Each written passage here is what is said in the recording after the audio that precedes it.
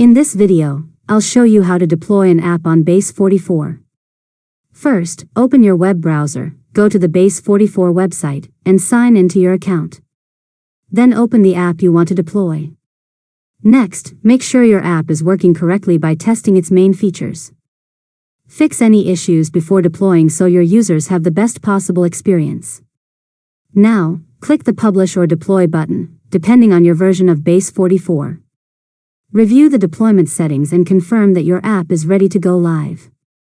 After that, click Publish or Deploy and wait while BASE44 builds and publishes your application. This process may take a few moments. Once the deployment is complete, BASE44 will provide a public URL where your app is available online.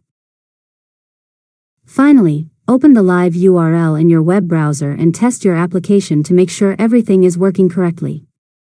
Whenever you make changes to your app, simply publish or deploy it again to update the live version. And that's it. You've successfully learned how to deploy an app on BASE44. If you found this tutorial helpful, make sure to subscribe to LearnModelab for more tutorials.